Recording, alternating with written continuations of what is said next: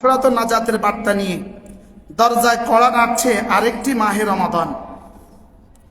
দরজায় কড়া নাড়ছে আরেকটি মাহে রমাদান। অসামান্য অর্জন ও অত্যুচ্চ প্রাপ্তির অপার সম্ভাবনা নিয়ে কিন্তু কিভাবে যেন কেটে যায় দিনগুলো হেলায় ফেলায়, অবহেলায়, উদাসীনতায়। বলেন না, বাস্তব না বাস্তব? হেলায় ফেলায়, উদাসীনতায়। মাস শেষে আফসোস, দুই একবার দীর্ঘ নিঃশ্বাস শেষ। মাস শেষে আফসোস, দুই একবার দীর্ঘ নিঃশ্বাস। রমজান এলো, রমজান গেল, 11 মাসের মতোই। রমজান এলো, রমজান গেল, বলেন 11 মাসের মতোই।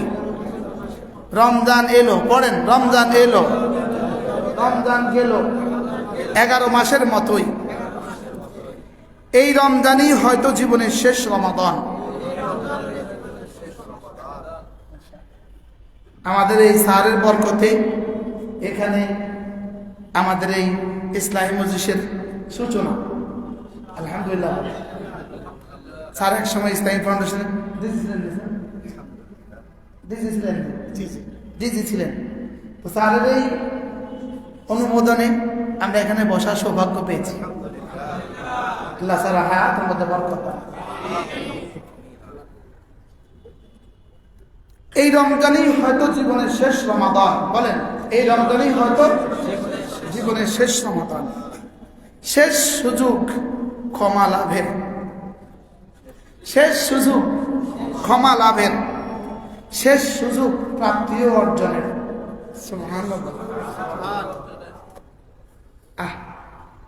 ওরা ভাবছে শেষ সুযোগ নির্বাচিত হওয়া, আমরা ভাবা উচিত শেষ সুযোগ লাইলাতুল কদর প্রাপ্তির। বলেন শেষ সুযোগ লাইলাতুল কদর প্রাপ্তির। বলেন গতবার কতজন ছিলেন সাহারি ইফতারে, জীবনের পরতে পরতে, আজ তারা নির্জন কবরে। রমজান শেষেই হয়তো আমার পালা, ডাক আসা হইতে পারে না, পারে না? বলেন কিভাবে কাটাবেন আপনার জীবনের শেষ রমাদান? এটাই হয়তো তোমার জীবনের শেষ রমাদান। তাহলে কিভাবে কাটাবো জীবনের শেষ রমাদান?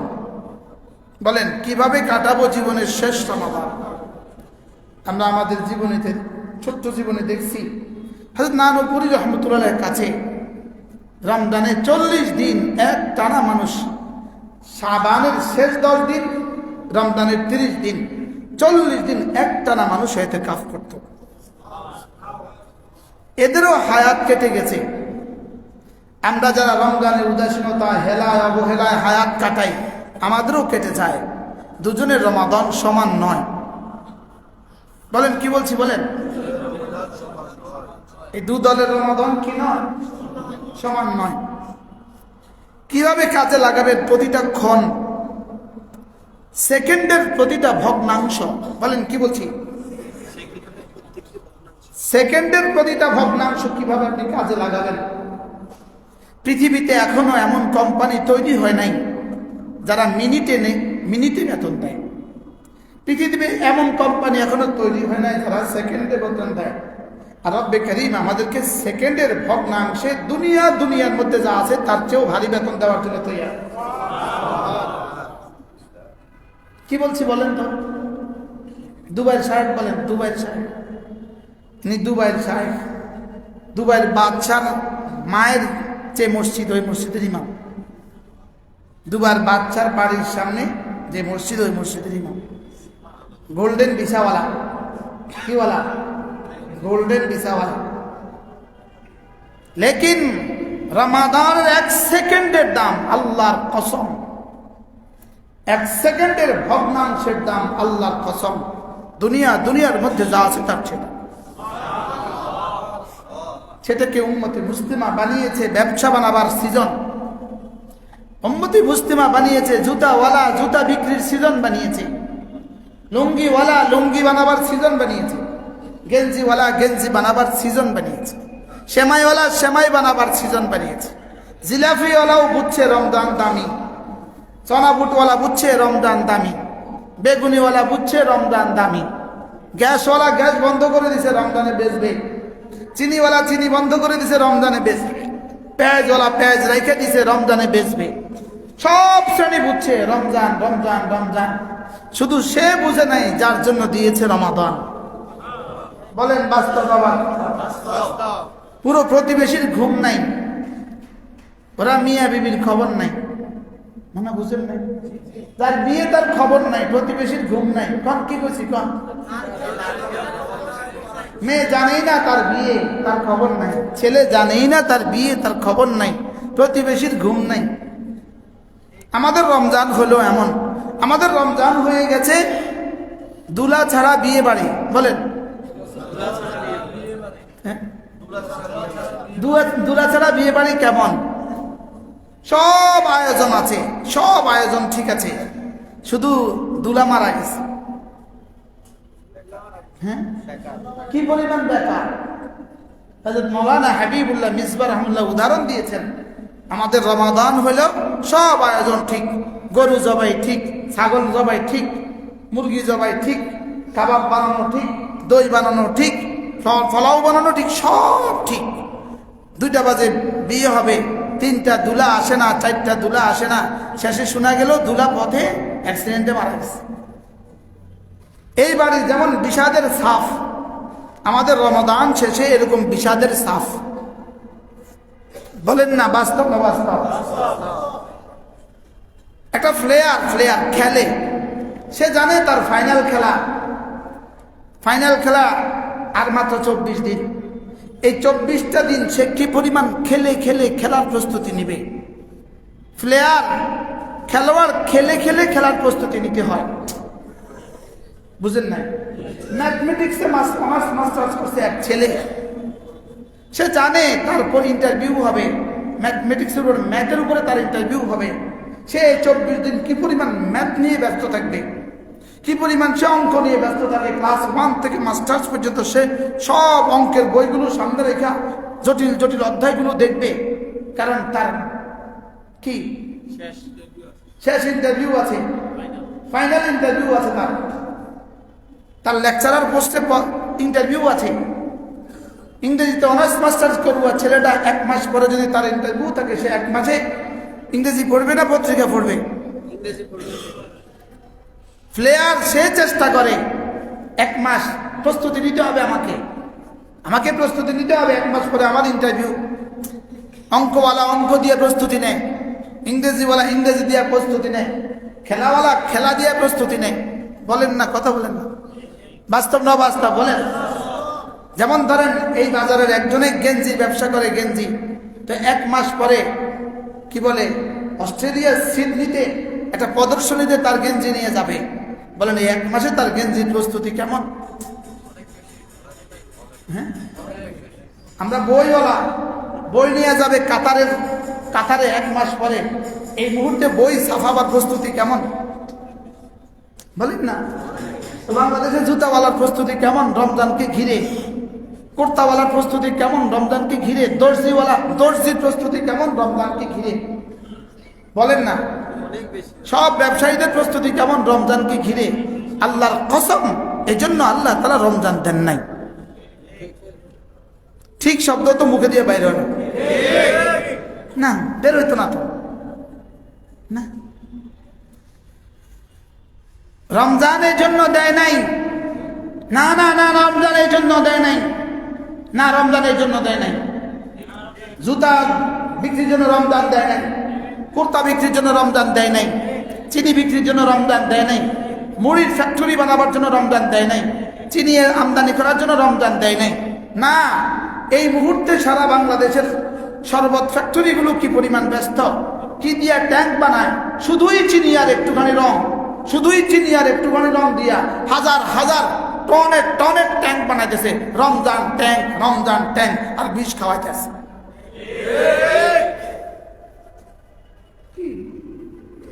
দুবাইয়ের কৌটা লাগাই দিছে, দুবাইয়ের কৌটা, অস্ট্রেলিয়ার কৌটা, ভিতরে ঢুকাই দিছে বিষ। রমজান বিষ খাওয়ায় মারি ফেলতে হবে, মনে হয় বুঝেন না।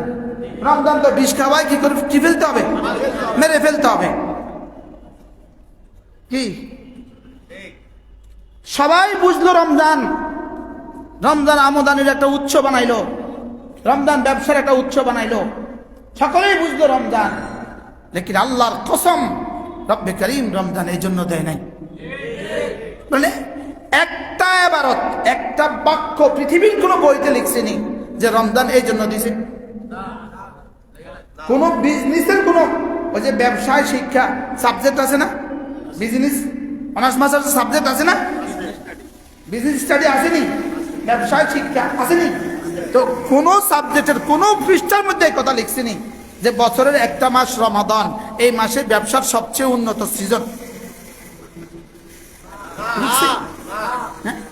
লেকিন কোন বই কি বাংলাদেশে আছে, কোন গ্রন্থ কি পৃথিবীতে আছে যে রমজান মাসে ইবাদতের সিজন, ইবাদতের সিজন, রমজান ইবাদতের সিজন কোন গ্রন্থ কি আছে? কত গ্রন্থ আছে? হাজার হাজার গ্রন্থ আছে। ব্যবসার সিজন কোন গ্রন্থ আছে? ইবাদতের সিজন কোন গ্রন্থ আছে? কয়টা গ্রন্থ আছে? লেকিন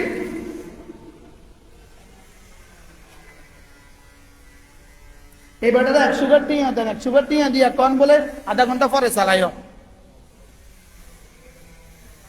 ভেতরে একটু বয়ানে বইয়া দেন, 100 টাকা টিয়া দেন বেটারে। একটা দেশ তো, এটা তো একটা দেশ, 100 টিয়া দেন তারে, বলে তুই একটু 1 ঘন্টা অপেক্ষা কর, ওই কাজটা তো না করলে তো কালকে মারা যাবে সে। এই কাজটা এখন না করলে ফজরের আগে যদি সে মারা যায়, বিষয়টা কত কত মারাত্মক হবে দেশ ও জাতির জন্য, কত ক্ষতিকর হবে।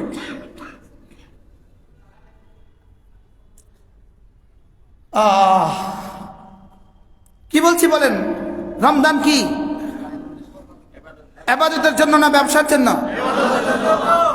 কোন রকমের রোজাটা আর কোন রকমের তারাবিটা, তাও তো কে কত তাড়াতাড়ি পড়বে, প্রতিযোগিতা কে কত তাড়াতাড়ি পড়বে, কোন মসজিদে তারাবি কত শর্ট হয় বলেন না, বাস্তব কোন মসজিদে তারাবি কত সংক্ষেপ করা যায়, কে কত দ্রুত পড়তে পারে, হুফাজে কেরাম কে কত দ্রুত পড়তে পারে, কারটা কত দ্রুত হয়, কার রুকু সেজদা কত দ্রুত হয়। না, এই জন্য রমজান দেয় নাই।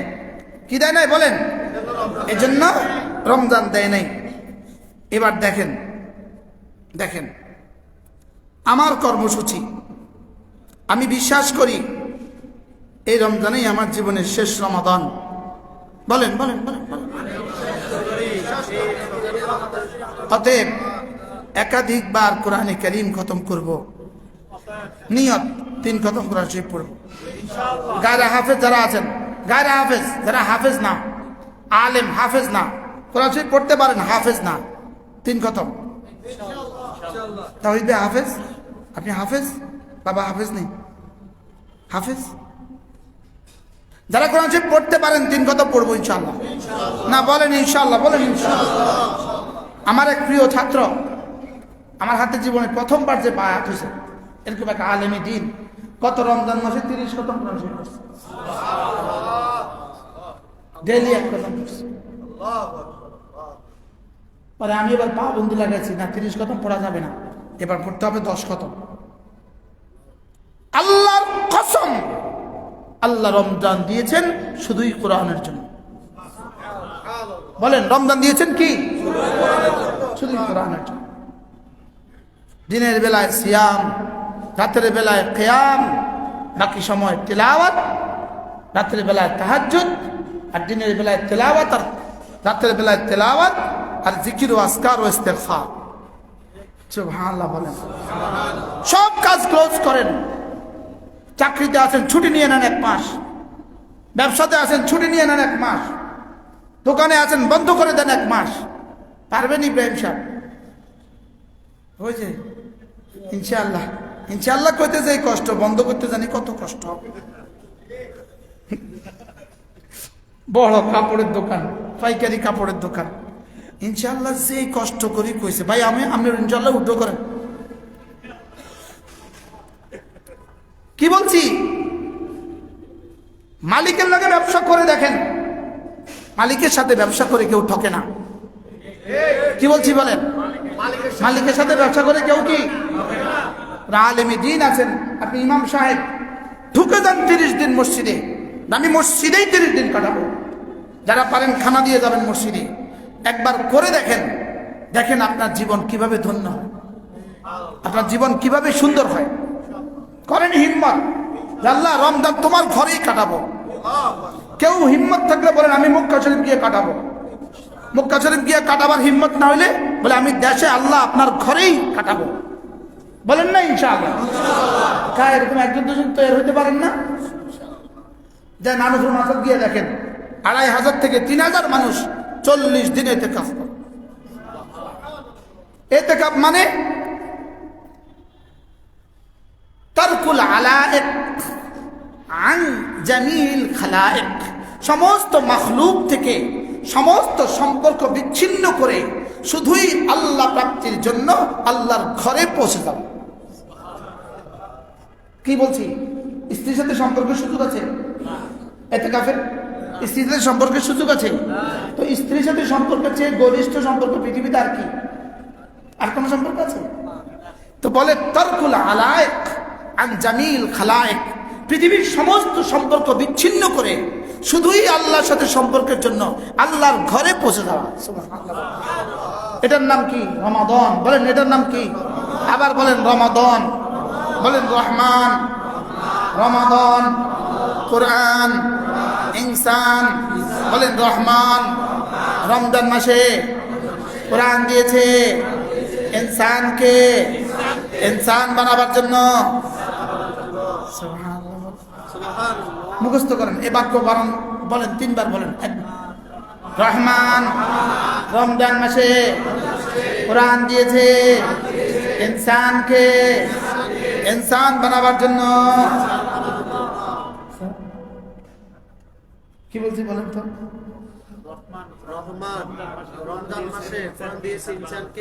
তো সেই ইনসান কোরআন পড়লেই তো ইনসান হবে, কোরআন পড়লেই তো ইনসান হবে, কোরআন বুঝলেই তো ইনসান হবে, কোরআন মানলেই তো ইনসান হবে। তো মানবে কেমনে? বুঝে না যে, বুঝবে কেমনে? পড়তেই তো পারে না, বুঝবে কেমনে? পড়তেই তো পারে না, বুঝবে কেমনে? কোরআন পড়তেই তো পারে না, বুঝবে কেমনে? এজন্য রমজান মাস নিয়ত করা যে আমি কমপক্ষে 3 খতম কোরআনে কারীম পড়ব। আপনারা এই মুহূর্তে দোয়া করে দেন আল্লাহ আমাকে 3 খতম কোরআন শরীফ পড়ার তৌফিক দান করে। আমার আম্মা রমজানে 14 থেকে 15 খতম কোরআন শরীফ পড়তেন। অথচ আমাদের বাড়িটা সম্পূর্ণ ভিন্ন। দাদার বাড়িতেও থাকতো না, নানার বাড়িতেও থাকতো না। আব্বা চাকরির সুবাদে মুস্তাকিল বাড়ি করছে। ওই বাড়ি আমরা 13 ভাই বোন, 10 ভাই 3 বোন। আলহামদুলিল্লাহ বলেন। আমরা 10 ভাই আলেম, আলহামদুলিল্লাহ। 3 বোনের জামাইরা আলেম, আলহামদুলিল্লাহ। মা 14 থেকে 15 খতম কোরআন শরীফ রমজানে পড়তেন। জীবনের শেষ রমাদান, রমজানের পরে মা ইন্তেকাল হয়ে গেছে। জিলকাদায় মা ইন্তেকাল হয়েছে। মা যেদিন জানাজা হয় ওই দিন আমার হজের সফর ছিল, ফ্লাইট ছিল ওই দিন। তো মা আমাকে আমি যাওয়ার আগে, মা জানাজার পরে আমি রওনা দিয়েছি। হাসপাতালে জিজ্ঞেস করছে, তুই তো রমজানে 30 দিন উমরা ছিলি, তুই কয় খতম কোরআন শরীফ পড়ছস? আমি 30 দিন উমরা, তুই কয় খতম কোরআন শরীফ পড়ছস? তোর তো ওখানে ওয়াজ ছিল না, তুই কয় খতম কোরআন শরীফ পড়ছস? আমি তো কাছুমাছু করতেছি। তবে কি মা আপনার কয় খতম হয়েছে? জাদু এই রমজানে তো আমি বেশি অসুস্থ ছিলাম, পারি নাই, 7 খতম কোরআন শরীফ পড়ছি। শেষ রমাদানে 7 খতম কোরআন শরীফ পড়ছি। কি হয়? ইমামে আজম আবু হানিফা রমজানে 61 খতম কোরআন শরীফ পড়তেন। শেখুল হাদিস জাকারিয়া রহমতুল্লাহ আলাইহি তিনি বলতেন, আমার পরিবারে রমজানে শত শত কোরআন কারীমের খতম হয়। সুবহানাল্লাহ। শেখুল হাদিস জাকারিয়া রহমতুল্লাহ জীবনের শেষ সময়গুলো শুধুই রমাদান আর কোরআন। রমাদান মানে কোরআন, কোরআন মানে রমাদান। ইমাম মালিক রহমতুল্লাহ আলাইহি যিনি মদিনায় তৈয়বার ইমাম ছিলেন, তিনি তার জীবনে রমজান মাসে হাদিস পড়াতেন না, রমজান মাসে মাসআলার মজলিস করতেন না, রমজান মাসে সবক পড়াবার মজলিস করতেন না। তিনি বলতেন রমজান দিয়েছে কোরআনের জন্য। আমরা রমজান বানিয়েছি জুতার ব্যবসার জন্য।